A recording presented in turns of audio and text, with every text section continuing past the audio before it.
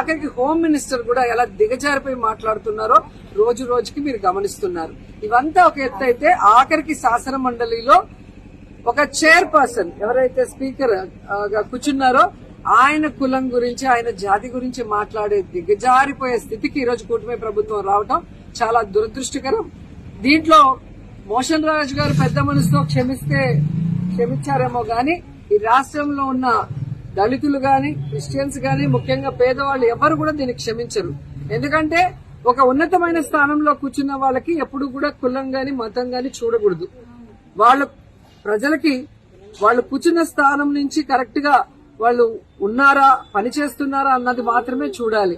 కానీ లేనిపోని వాటిని తీసుకొచ్చి డైవర్షన్ పాలిటిక్స్ చేస్తూ ఈరోజు ఒక గౌరవమైన స్థాయిలో ఉన్న మంత్రి స్థానంలో ఉన్న అచ్చెన్నాయుడు గారు గాడిదలాగా అడ్డంగా పెరిగాడు గాని ఏ రోజైనా సక్రమంగా మాట్లాడాడని అడుగుతున్నా. ఈరోజు తెలుగుదేశం పార్టీ వాళ్ళు మరి చంద్రబాబు నాయుడు డిప్యూటీ సీఎం ఇలా ఉంటే ఇక మంత్రులను ఏం కంట్రోల్ చేస్తారో ఒకసారి మీరు ఆలోచించండి. ఈరోజు మీరు తప్పు చేయలేదు, మేము తప్పు చేశామనుకున్నప్పుడు మీరు ఆ ఇష్యూ మీద చర్చకి రావచ్చు కదా, లడ్డు ఇష్యూ మీద.